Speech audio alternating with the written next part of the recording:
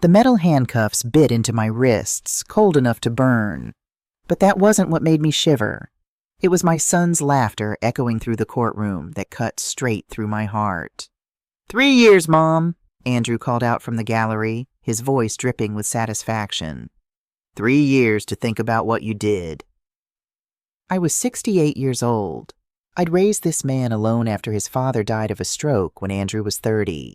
I'd worked double shifts as a nurse for 35 years so he could have everything he needed. And now he was celebrating as they led me away in chains for crimes I didn't commit. Judge Hamilton Richards banged his gavel, demanding order, but the damage was done. The sentence had been read. 3 years in federal prison for financial fraud and embezzlement. My own son had just won the case that would destroy my life. I turned to look at Andrew one more time. He sat in the front row, arm draped around his wife Rachel, both of them wearing expressions of pure victory. Rachel leaned in and whispered something in his ear, and Andrew laughed again, louder this time, making sure I heard it. The bailiff tugged my arm. "Let's go, Mrs. Miller." My knees protested. At 68, every sudden movement hurts, but I forced myself to stand straight. I wouldn't give them the pleasure of seeing me crumble. Not here. Not in front of all these strangers who'd already judged me guilty. As they led me toward the side exit, I heard the murmurs. Some people looked at me with pity, others with disgust. My neighbor, Mrs. Chen, who'd known me for 20 years, looked away when our eyes met. The shame felt heavier than the handcuffs. But what they didn't know, what Andrew and Rachel couldn't possibly know, was that I had one card left to play. A secret so well hidden that even my own son had no idea it existed. And that secret was going to change everything. I met Robert Sterling on a Thursday afternoon in October at the Morgan Gallery in Manhattan. I'd almost stayed home. My friend Susan had been nagging me for weeks to get out more, to start living again after 12 years of widowhood. I'd gotten comfortable in my loneliness, my garden, my books, my quiet routines. At 67, I'd accepted that this was my life now. But something made me go that day. Robert stood in front of a painting of sunflowers, his silver hair perfectly combed, wearing a navy suit that probably cost more than my monthly pension. But it wasn't his appearance that caught my attention. It was the look in his eyes as he studied that painting. A profound sadness I recognized because I saw it in my own mirror every morning. "My wife loved sunflowers," he said without looking at me, as if he sensed my presence. "She planted them every spring in our garden." "My husband did too," I replied softly. "He died 15 years ago. Stroke. That's how it started. 2 lonely souls finding unexpected connection." We talked for 2 hours that day. Coffee the next week, then dinner, then walks through Central Park where autumn leaves crunched under our feet, and Robert told me about his late wife, Catherine, who died of cancer 3 years earlier. Robert was honest about who he was. A real estate developer worth hundreds of millions with business connections reaching all the way to Washington. But he was also careful, almost paranoid. "I need you to understand something, Helen," he said during our 4th date, holding my hands across a candlelit table. "I've been burned before. Badly. 5 years ago, someone tried to kidnap my niece to extort money from me. People I trusted have used my relationships as weapons." He looked into my eyes. "If we're going to be together, truly together, I need time to put protections in place. Security measures. Legal safeguards. I know it sounds crazy, but..." "It sounds like you're trying to keep me safe," I interrupted. "And I understand that." We married in secret 3 months later. A simple ceremony at his Westchester estate with just a justice of the peace and 2 trusted witnesses. We exchanged plain gold bands that we wore on chains under our clothes, hidden from the world. 2 weeks, Robert promised, kissing my forehead. 2 weeks to finalize the security arrangements, and then we tell everyone. We can live openly. I agreed because after 12 years alone, Robert had given me back something I thought I'd lost forever, hope. But I made a fatal mistake. I didn't tell Andrew. I kept thinking I'd have time, just 2 more weeks. Then I'd introduce my son to his new stepfather, and everything would be perfect. Andrew would be happy for me. I was such a fool. Andrew used to be a good son. I have to believe that, or I'll lose my mind. When his father died, Andrew was there for me. He held me while I sobbed at the funeral. He helped sort through his father's belongings. He called every Sunday to check on me. But over the years, things changed. The Sunday calls became monthly, then sporadic. He was busy with his marketing career. He had his own life. I understood. Children grow up. They move on. Then, 4 years ago, he met Rachel. Rachel Thompson, beautiful, ambitious Rachel with her glossy dark hair and practiced smile. A marketing director at a tech firm, driving a BMW she couldn't quite afford, wearing designer clothes that screamed success. Andrew was completely smitten. They married within a year, and from that moment on, I barely saw my son. Rachel always had excuses. Andrew's busy with work. We're traveling. We've got plans. Always polite. Always a wall between me and my son. I tried to like her. I invited them to dinner, sent birthday cards, asked about their lives. But something in Rachel's eyes when she looked at me made my skin crawl. Something cold and calculating. "You're imagining things," Andrew said when I mentioned it. "Rachel's just intense. That's how she is." I should have trusted my instincts. 3 months ago, everything changed.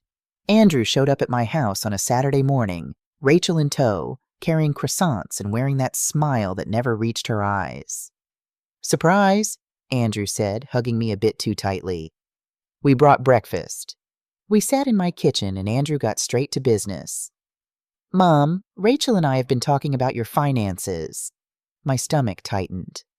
"My finances?" "We want to make sure you're secure," Rachel interjected smoothly. "Have you thought about estate planning, protecting your assets?" "I'm comfortable," I said carefully. "I have my pension, my savings, the house." Andrew and Rachel exchanged a glance. "The thing is," Andrew continued, "I've got some financial problems. An investment fell through and I'm in trouble, Mom. I need $50,000. I nearly choked. $50,000 was more than I spent in 2 years. "Andrew, I don't have that kind of money readily available. Please." He grabbed my hands and I saw genuine fear in his eyes. "I made a mistake, a bad one. If I don't fix this, I could lose everything. Just a loan, 3 months. I swear I'll pay you back." Every instinct screamed at me to refuse, but he was my son, my only child, and he was scared. "I can give you $10,000, I said finally. "That's what I have in checking without penalties." Rachel's face flickered with something dark, gone in an instant. $10,000? Andrew repeated flatly. "That's it?" "Andrew, I'm retired. I live on a fixed income." He stood abruptly. "Fine, I'll take it." He left with a check for $10,000 and a promise to repay me. I never saw that money again. 2 weeks later, he needed $20,000 more. An emergency, a can't-miss opportunity. Like a fool, I liquidated a CD and gave it to him. That money vanished too. Then came the documents. Late January, Andrew arrived with a briefcase full of legal papers. "Mom, we need to protect you." He spread documents across my dining table, forms with tiny print and words like irrevocable trust and asset transfer. "What is this?" I asked, dread pooling in my stomach. "Estate reorganization," Rachel explained, appearing like a shadow behind Andrew. "To protect your assets from future Medicaid recovery, tax issues. I want my own lawyer to review these." The temperature dropped. "You don't trust me?" Andrew's voice turned sharp. "I'm your son, your only family. I'm trying to help, and you're treating me like a criminal." "This is because of Rachel, isn't it?" He turned to his wife. "I told you she never liked you." Rachel's eyes filled with crocodile tears. "Helen, I only want what's best for this family." The manipulation was masterful. For a moment, I doubted myself. Was I being paranoid? Was I poisoning my relationship with my son over nothing? "I'll sign," I heard myself say. "But let me read everything first." I spent an hour reviewing those documents. The legal language was dense, complicated. As far as I could tell, it was legitimate. Protection in case of future health issues. I signed every page. 3 weeks later, the lawsuit arrived. The envelope came on a Tuesday. Heavy legal paper, return address, Morrison and Associates, attorneys at law. My hands shook as I opened it. My son was suing me.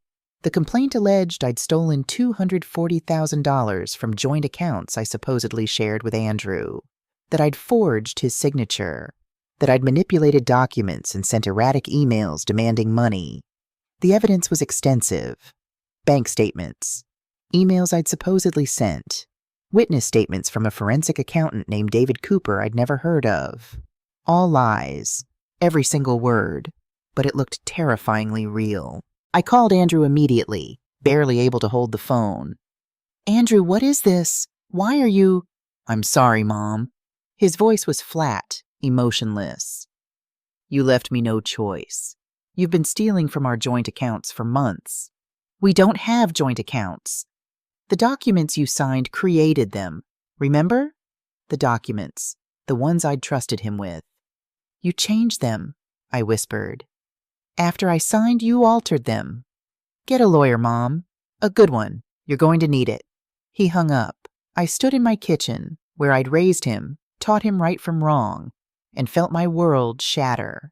My son had declared war on his own mother.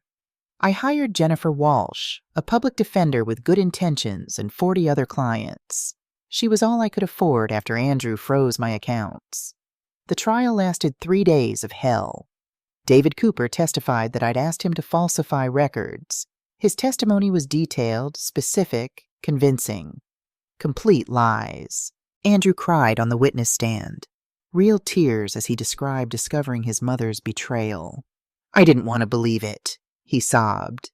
"But the evidence was overwhelming." Rachel testified too, voice breaking as she described how I'd always been controlling with money, how I'd threatened to disinherit Andrew. More lies. The jury believed every word. Jennifer tried her best, but she was outmatched. She couldn't afford expert witnesses or challenge the forensic accounting. On day 3, the jury returned. Guilty. 3 years in federal prison. As they led me out in handcuffs, I saw Andrew and Rachel leave hand in hand, already planning how to spend my money. They thought they'd won. They had no idea I had one move left. The processing room smelled like industrial cleaner and desperation. I sat handcuffed, waiting for transport to the federal facility where I'd spend 3 years. Officer James Sullivan reviewed my paperwork, a weathered man of about 60 with sad eyes. On his desk sat a photograph, a teenage girl with a bright smile. "Your daughter?" I asked hoarsely. He looked up, surprised.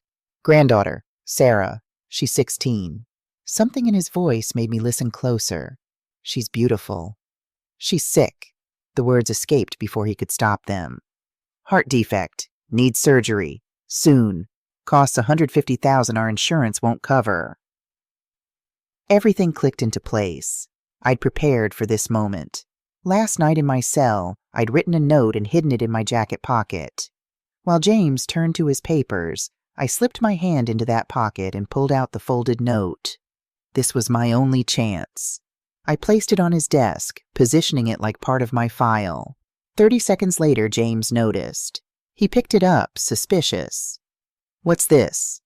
"Read it, please." He unfolded the paper. I watched his face as he read. "My husband is Robert Sterling. Call him at 212-555-0147. Tell him his wife has been arrested. He will pay for Sarah's surgery and set up a trust for her education. I promise this on my life." James's hand shook. "Robert Sterling? The billionaire?" I nodded. "This is impossible. You're married to one of the richest men in New York and nobody knows?" "We married in secret 3 months ago. He wanted time to arrange security. I was going to tell Andrew after 2 weeks. I took a breath. But my son sued me first. James stared at the note, eyes wet. "If this is real, why didn't you tell anyone?" "Robert's in London, different time zone. By the time I reached him, the trial was over." I leaned forward. "James, I'm begging you. Make the call. If I'm lying, you've lost 5 minutes. If I'm telling the truth..." I looked at Sarah's photo. Your granddaughter lives. James closed his eyes, opened them, full of tears. Sarah's all I have left of my daughter. Jennifer died 3 years ago. Cancer. His voice broke. If there's any chance this is real, I have to take it. He pulled out his phone and dialed. The phone rang. Once, twice, 3 times. 4th ring. Sterling? James nearly dropped the phone. Mr. Sterling, I'm Officer James Sullivan at County Detention. Your wife asked me to call you. Silence, then, Helen? Raw panic. What happened? Where is she? James's eyes went wide. This was real. She's here, sir. She's been arrested, convicted, about to be transported to federal prison. What? The roar echoed through the room. James handed me the phone with shaking hands. Robert? Helen, oh God, what's happening? Andrew did this, I whispered through tears. He fabricated everything and sent me to prison.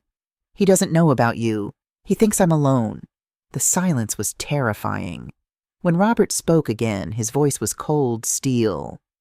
Put Sullivan back on. I handed back the phone. I heard Robert's rapid commands. James's eyes grew wider with each word.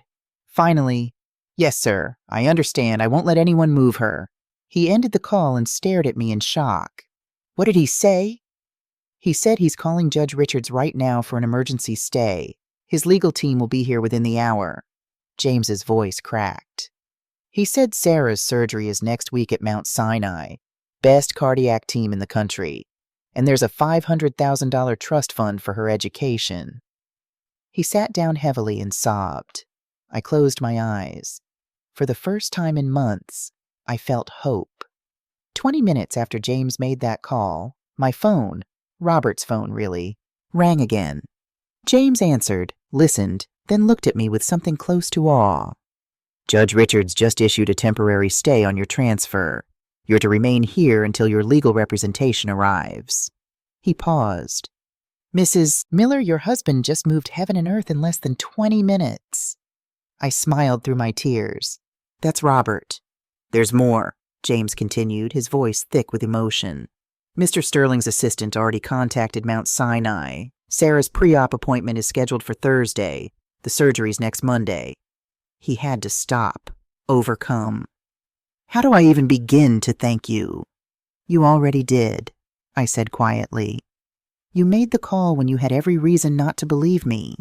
You gave me hope when I had none left. We sat in that small processing room, 2 strangers bound by desperation and an impossible phone call, waiting for my new life to begin. 47 minutes later, the door burst open. Thomas Brennan entered like a force of nature. 6 feet tall, salt and pepper hair, charcoal suit that probably cost $5,000, and the confident stride of a man who'd never lost a case he cared about winning. Behind him came 2 younger attorneys carrying briefcases and a woman in her 40s with sharp eyes and a laptop bag. Helen Miller. Thomas extended his hand. I'm Thomas Brennan. Mr. Sterling retained me exactly 53 minutes ago. This is my associate Jennifer Park, paralegal David Chen, and forensic accountant Patricia Wong. I shook his hand, barely believing this was real. Where's Robert? On a private jet over the Atlantic. He'll land at Teterboro in 5 hours. Thomas pulled out a chair and sat across from me like we were in his office, not a detention center. But we're not waiting. Mrs. Miller, I need you to tell me everything. Start from the beginning. Don't leave anything out. For the next 2 hours, I talked. I told them about Andrew's visits, the requests for money, the documents I'd signed, the lawsuit, the trial. Thomas took notes in a leather notebook. Patricia typed furiously on her laptop. Jennifer recorded everything on her phone. James brought us coffee. Terrible institutional coffee that tasted like burnt rubber, but I'd never been more grateful for anything.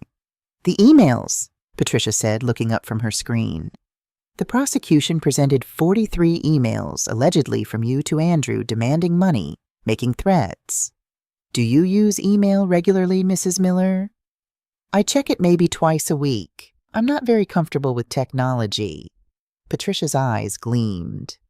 And you've never used phrases like gonna, wanna, or ASAP in written communication?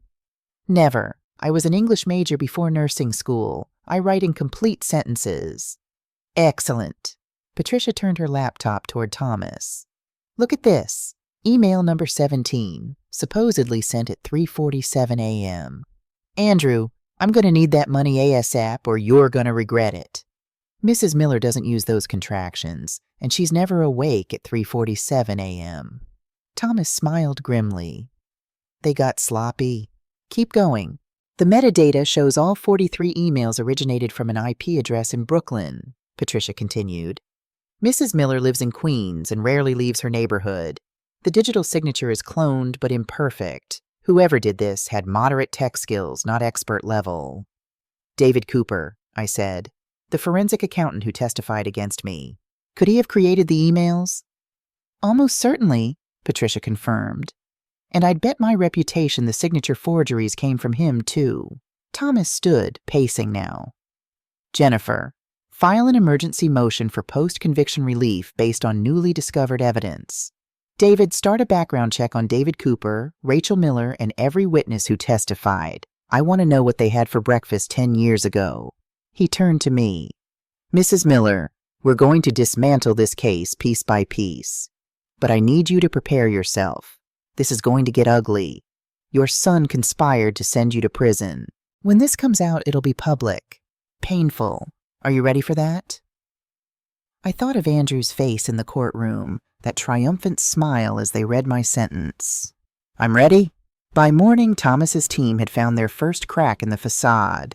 I'd been moved to a private holding room, Robert's influence at work again, and slept fitfully on a cot that was somehow better than the processing room chair. When Thomas arrived at 7 a.m. with fresh coffee and croissants from a real bakery, I almost cried. We found something, he said without preamble. David Cooper, your friendly neighborhood forensic accountant?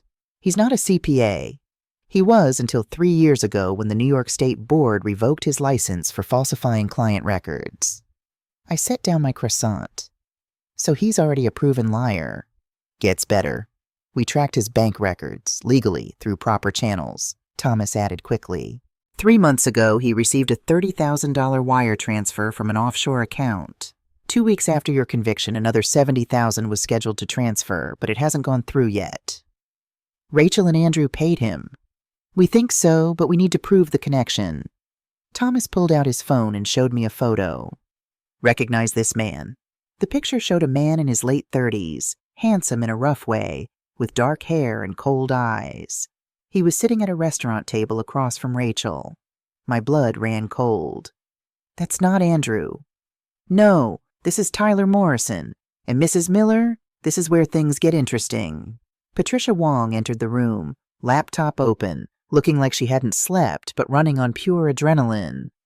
Helen, I need to show you something. It's going to be upsetting. She turned the laptop toward me. On the screen was a series of text messages. Rachel, 2 years ago. Found the perfect target. Rich widow, weak son, no other family. Tyler, how much? Rachel, at least $800K in assets, plus the house. Clean record, trusting. This is the big one. Tyler, when do we move? Rachel, give me a year to marry him and gain access. Then we execute. I felt sick. She planned this from the beginning, before she even met Andrew. It gets worse, Patricia said gently. She scrolled to more recent messages, from just a week before my trial. Rachel, Cooper's testimony is locked in. The emails look perfect. Tyler, and the husband? Rachel, Andrew thinks we're keeping everything. He has no idea about you. Tyler, how long before you dump him? Rachel, 6 months after probate. Then we're on a beach in the Caymans with $2 million. Thomas leaned against the wall. Tyler Morrison is a professional con artist. He's done this before. Seduce someone, identify a wealthy mark, execute a long con. He served 3 years in Pennsylvania for elder fraud. And Rachel? I whispered. Rachel Thompson. That's her real name. She changed it to Rachel Morgan at 23. Grew up in Detroit. Mother was a drug addict. Father unknown. She dropped out of college, but her resume claims a bachelor's degree. Patricia pulled up another file. She met Tyler 6 years ago. They've run at least 2 other cons together. though we can't prove it yet. I thought of my son. Weak, yes. Easily influenced, absolutely. But also a victim in his own way. Does Andrew know about Tyler? Thomas shook his head. We don't think so. The messages suggest Rachel planned to take everything and disappear, leaving Andrew to face the consequences alone. My God! I put my head in my hands. He really thought they were partners in this. Your son is still culpable, Thomas said firmly. He chose to sue you, chose to testify against you, chose money over his mother. But yes, he's also being played. A knock at the door interrupted us. James Sullivan stepped in. Mr. Brennan, there's someone here to see Mrs. Miller. James stepped aside, and Robert Sterling walked into the room. I'd imagined this moment 100 times during the trial. Robert finding out what happened, rushing to my rescue, holding me while I cried. The reality was so much better. He crossed the room in 3 strides, pulled me into his arms, and held me so tightly I could barely breathe. He smelled like airplane air and expensive cologne and home. I'm so sorry, he whispered into my hair. I'm so sorry I wasn't here. You're here now, I managed. That's all that matters. He pulled back to look at me, his hands framing my face. Helen, I swear to you, I'm going to fix this. Your son, his wife, everyone who did this to you, they're going to pay. Robert, there's something you need to know. About Andrew. I know about Andrew. His voice turned hard. Thomas briefed me on the flight. Your son conspired to send you to prison, and his wife planned to betray him too. I know all of it. He's still my son. Robert's expression softened slightly. I know, and when this is over, you'll decide how to handle that. But right now, we focus on getting you out of here and making sure justice is served. He turned to Thomas. What's our timeline? Emergency hearing is scheduled for tomorrow morning, 9 a.m. Judge Richards agreed to hear our motion for post-conviction relief. Thomas consulted his notes. We have Patricia's forensic analysis of the emails, proof of David Cooper's financial motive, and evidence of Rachel's conspiracy with Tyler Morrison. It's compelling, but we need more. Then get more, Robert said simply. Money is no object. Hire whoever you need. Get whatever evidence exists. I want this case destroyed. Patricia cleared her throat. There might be a shortcut. If David Cooper is willing to testify against Rachel and Andrew in exchange for a deal, Thomas nodded slowly. David's looking at serious prison time as an accessory to fraud. If we offer him immunity in exchange for full cooperation, do it, Robert said. Make him the deal. Get his confession on record. I'll contact the DA's office now, Thomas said, already pulling out his phone. I watched this unfold, still not quite believing it was real. 24 hours ago, I'd been a convicted felon heading to prison. Now I had a team of lawyers and a husband who could move mountains working to save me. Helen, Robert said quietly, taking my hand. I need to ask you something. Why didn't you tell me what was happening? I check my messages constantly. You could have reached me. I looked down at our intertwined fingers. I was ashamed. My own son was accusing me of stealing from him. I thought I could handle it myself, that the truth would come out and everything would be fine. I met his eyes. I was protecting you, too. You'd just lost your wife 3 years ago. I didn't want to burden you with my family drama. Your problems are my problems now, Robert said firmly. We're married, Helen, for better or worse, remember? This definitely qualifies as worse. Despite everything, I laughed. It felt strange, laughing in a detention center while facing 3 years in prison, but it also felt like breathing after being underwater. Tomorrow, Robert said. Tomorrow we start fighting back. By 6 p.m., Thomas had his deal. David Cooper, facing 15 years as an accessory to fraud and conspiracy, agreed to full cooperation in exchange for immunity from prosecution. Thomas brought him to a conference room at his law firm. I was there via video call from the detention center, Robert beside me holding my hand. David Cooper looked like he hadn't slept in a week. Mid-40s, thinning hair, nervous energy radiating from every pore. Mrs. Miller, he began, not quite meeting the camera. I need you to know I never intended for it to go this far. You testified under oath that I asked you to falsify financial records, I said coldly. You helped send an innocent woman to prison, so forgive me if I don't care about your intentions. David flinched. You're right. You're absolutely right. He took a breath. Rachel Thompson contacted me 4 months ago. She'd gotten my name from Tyler Morrison. We were cellmates in Pennsylvania years ago. She offered me $30,000 up front, $70,000 more after the trial. To do what exactly? Thomas asked.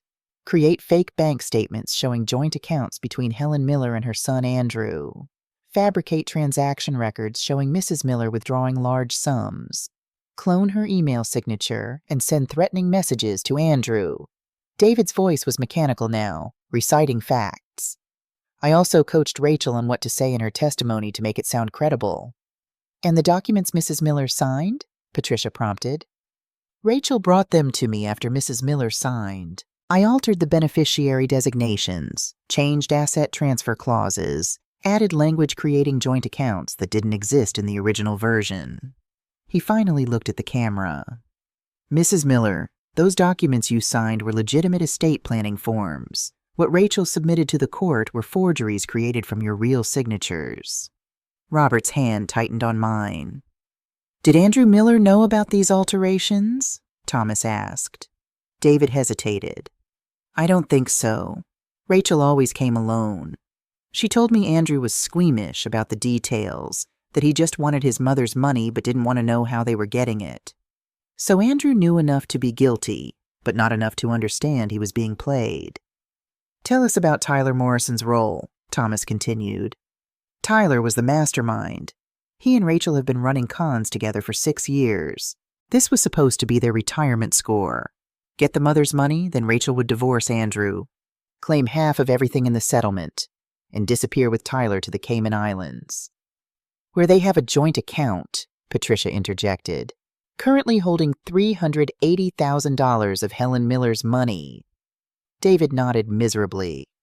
Rachel transferred it 2 weeks before the trial. Insurance, she called it, in case something went wrong. Thomas leaned forward. Mr. Cooper, are you willing to testify to all of this under oath tomorrow in front of Judge Richards? Yes. I'll tell the truth. All of it. David looked at me again. Mrs. Miller, I know I don't deserve forgiveness, but I am truly sorry. I needed money. My daughter has medical bills, and I made terrible choices. That doesn't excuse what I did to you. No, I agreed. It doesn't. After David left, Thomas turned to the camera. This is good. This is very good. Between David's testimony, Patricia's forensic evidence, and the digital trail to Tyler Morrison, we have everything we need. What about Rachel and Andrew? Robert asked. Arrest warrants will be issued as soon as Judge Richards rules tomorrow. When he vacates Helen's conviction, the DA will immediately charge Rachel Miller, Tyler Morrison, and potentially Andrew Miller with conspiracy to commit fraud, perjury, and a host of other charges. I felt a strange mixture of emotions, relief that the truth would finally come out, dread at what it would mean for Andrew, and underneath it all, a bone-deep exhaustion. Robert, I said quietly, I want to see Andrew before the hearing. I need to look him in the eye and ask him why. Robert looked like he wanted to argue, but he saw something in my expression that stopped him. If that's what you need, we'll make it happen. Thomas frowned. Mrs. Miller, I advise against contact with Andrew before the hearing. Anything you say could potentially— I don't care about the legal strategy right now, I interrupted. He's my son. Before the whole world knows what he did, I need to hear it from him. I need to understand. Thomas looked at Robert, who nodded. All right, Thomas said. I'll arrange it. But I'm coming with you, and everything will be recorded. For your protection. They brought Andrew to the detention center at 8 p.m. I sat in a small visiting room, Robert and Thomas waiting outside. Through the security glass, I watched my son enter, looking confused and wary. He picked up the phone. I picked up mine. Mom? What's going on? They said you requested to see me. For a long moment, I just looked at him. This man I'd given birth to, nursed through childhood illnesses, taught to ride a bike and tie his shoes and be kind to others. When had he become a stranger? "I'm getting out tomorrow, Andrew," I said quietly. "My conviction is being vacated. The truth is coming out." His face went pale. "What truth?" "That you and Rachel fabricated everything. That David Cooper falsified documents. That the emails were faked, the signatures forged. All of it lies." I kept my voice steady. "I know about Tyler Morrison, Andrew. I know Rachel's been planning to take the money and leave you." That's not..." He couldn't finish. "I need you to tell me something, and I need you to be honest. Did you know the evidence was fabricated? Did you know David Cooper was lying when he testified?" Andrew's hands shook. He set down the phone, put his face in his hands. When he picked it up again, his eyes were red. "I knew some of it wasn't exactly true," he whispered. "Rachel said we were just exaggerating. That you really had taken money from me. We were just making it look more official for the court." His voice broke. "She said you'd controlled me my whole life, that you'd never let me be independent, that this was the only way to get what should have been mine anyway." "So you believed her?" "I wanted to believe her." Tears ran down his face now. "Mom, I was drowning in debt. My job was on the line. Rachel said you were sitting on all this money while your own son struggled, and it wasn't fair.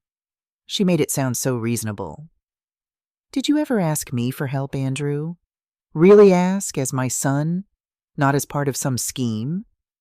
His silence was answer enough. "I would have given you everything," I said, my own voice breaking now. "Every penny I had if you'd just asked, if you'd come to me honestly and said you needed help. But instead you sent me to prison." "I'm sorry," he sobbed. "God, Mom, I'm so sorry. I didn't know it would go this far. I thought you'd just pay the settlement and it would be over. I didn't think they'd actually convict you. But they did. And you let them." I stood up, preparing to leave. "Mom, wait. What's going to happen to me?" I looked at my son one last time. "That's up to the district attorney now, Andrew, and God help you, because I don't think I can." I hung up the phone and walked away, leaving my son crying alone behind the glass. Tomorrow the truth would come out, and tomorrow my real fight would begin. The courtroom was packed at 9 a.m. I sat between Robert and Thomas at the defense table, wearing a navy dress Robert had brought me. Behind us, I could feel the weight of reporters, curious onlookers, and people who'd read about the mother who stole from her son and wanted to see what happened next. Across the aisle, Rachel sat with her attorney, a nervous-looking man named Brandon Hayes. She wore an expensive cream suit, and her hair was perfect, but I could see the tension in her shoulders. She knew something was wrong. Andrew sat 3 rows back, alone. Our eyes met briefly, and he looked away. Judge Hamilton Richards entered, and we all stood. "This is an emergency hearing on a motion for post-conviction relief in the matter of the state versus Helen Miller," he began. "Mr. Brennan, you have new evidence?" "Substantial new evidence, Your Honor." Thomas stood, commanding the room. "Evidence that proves Mrs. Miller's conviction was obtained through fabricated documents, perjured testimony, and conspiracy to commit fraud." For the next hour, Thomas methodically destroyed the case against me. Patricia Wong presented her forensic analysis of the emails, showing IP addresses, metadata, linguistic patterns that proved they were fakes. She displayed side-by-side comparisons of my real signatures versus the forged ones, highlighting the subtle differences invisible to the untrained eye. Then came the bombshell. "Your Honor, I'd like to call David Cooper to the stand." Rachel's head snapped up. Brandon Hayes whispered urgently to her. I saw panic flash across her face. David took the stand, was sworn in, and proceeded to confess everything. The fake bank statements, the forged signatures, Rachel's payments, Tyler Morrison's involvement, the plan to frame me and steal my assets. "And did Andrew Miller know about these fabrications?" Thomas asked. David hesitated. "I never met with Andrew directly. All contact was through Rachel. She told me Andrew knew the evidence was enhanced but didn't want details." Rachel shot to her feet. He's lying.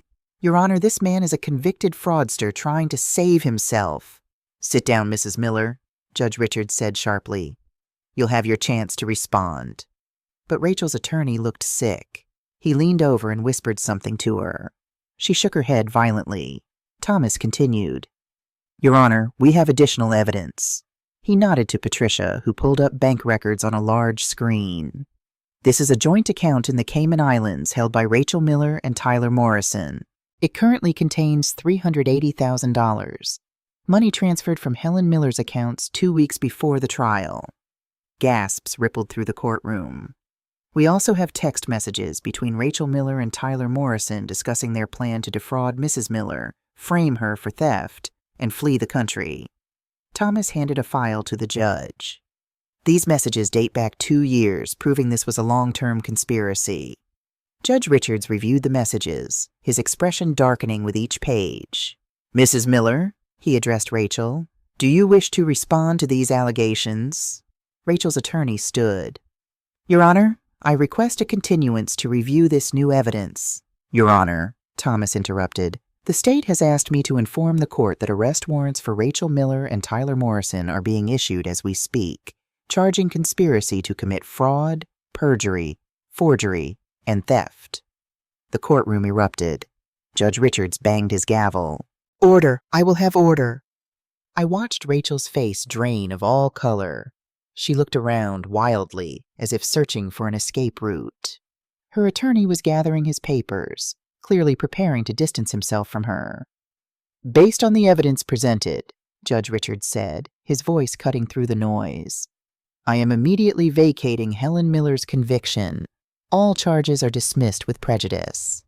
He turned to look at me directly. Mrs. Miller, on behalf of this court, I offer my sincerest apologies. What happened to you represents a profound failure of our justice system. You never should have been convicted, and you certainly never should have spent a single day in custody. I couldn't speak. Robert squeezed my hand. Bailiff, the judge continued, please take Rachel Miller into custody pending formal charges. 2 officers moved toward Rachel. She backed away, pointing at Andrew. This was his idea. He wanted the money.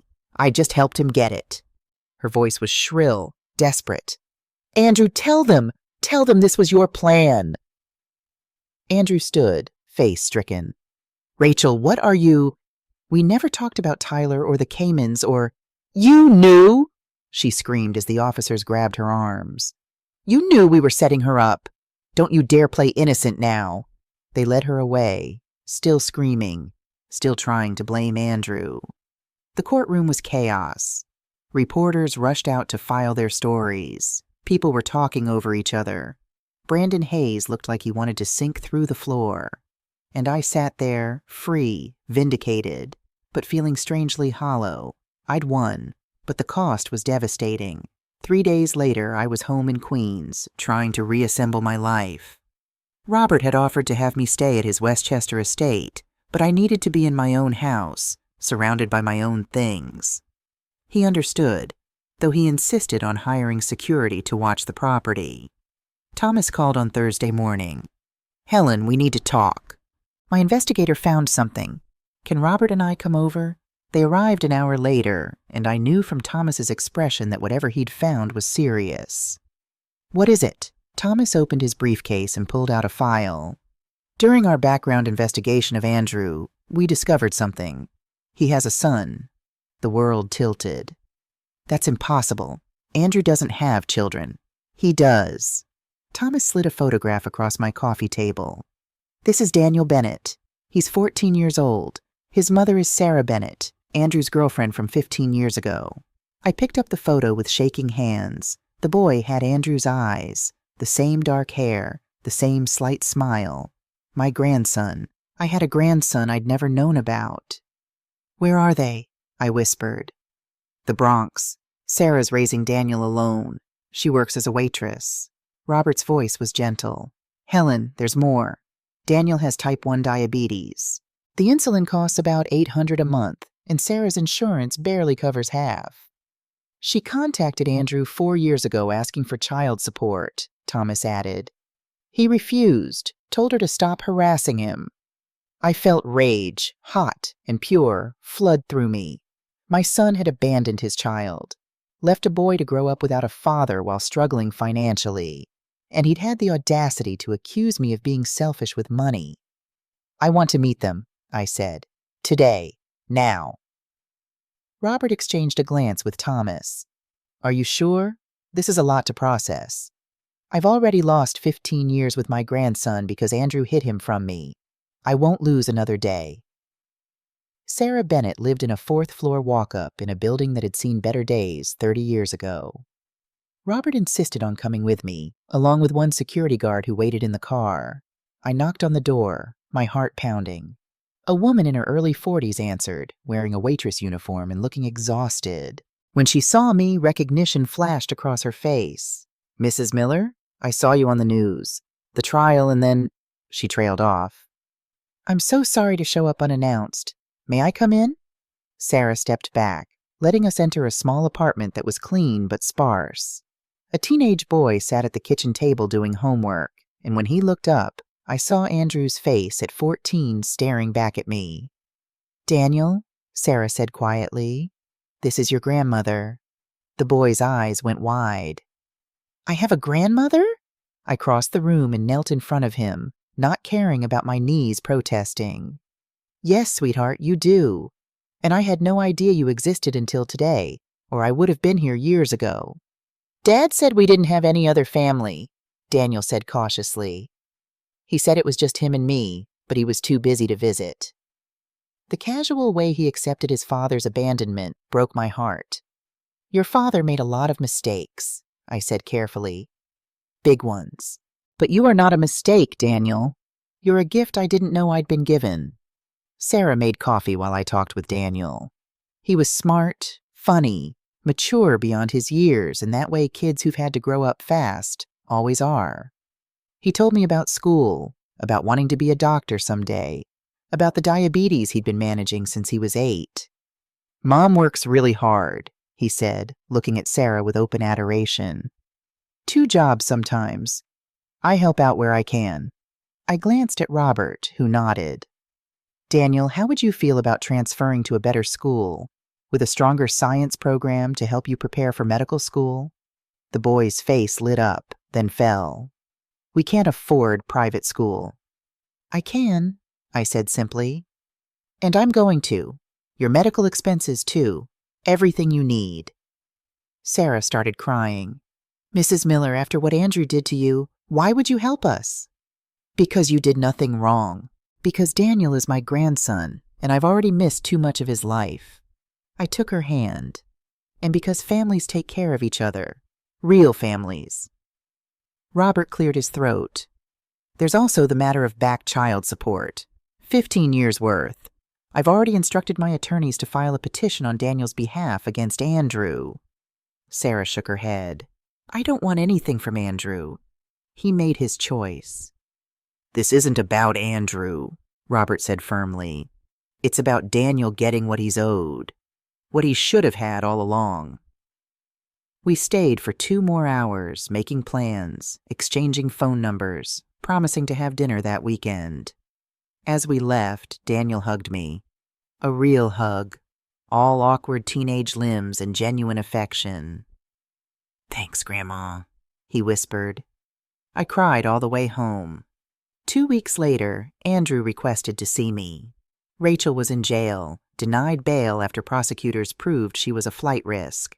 Tyler Morrison had been arrested in Miami, trying to board a plane to Brazil.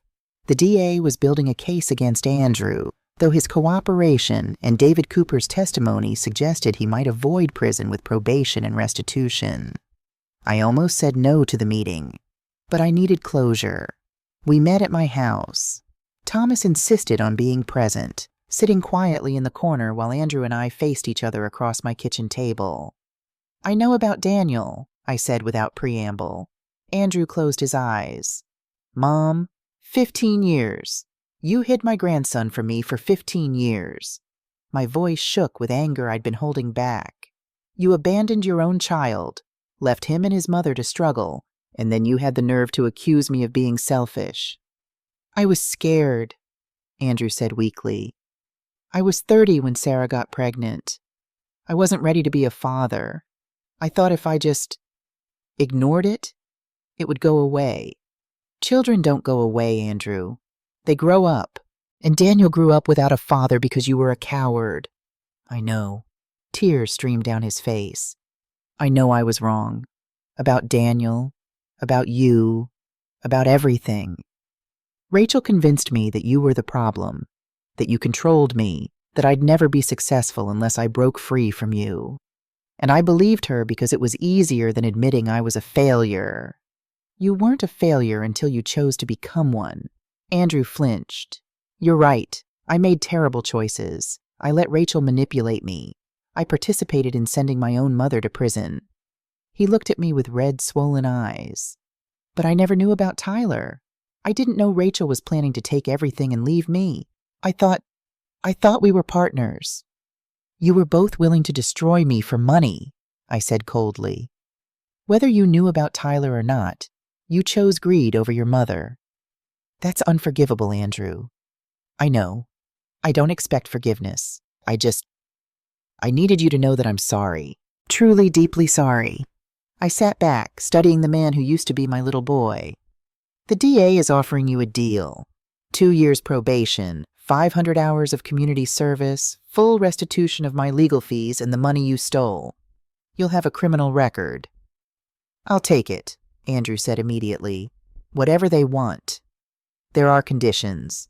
My conditions. I pulled out a document Thomas had prepared. You will formally acknowledge Daniel as your son. You will pay 15 years of back child support at the rate the court determines. You will pay monthly child support going forward, and you will not contact me for 5 years unless I reach out first. Andrew stared at the paper. 5 years? You sent me to prison for 3. You get 5 to think about what you did, to rebuild your life, to hopefully become someone worthy of being called my son again. I slid the document toward him. If you truly change, if you become the man I raised you to be, maybe we can talk then. But right now, I need you out of my life. I need to heal. Andrew picked up the pen with a shaking hand and signed. I love you, Mom, he whispered as he left. I know I don't deserve to say that, but I do. I didn't respond. I just watched him go. The garden behind my house in Queens had never looked better.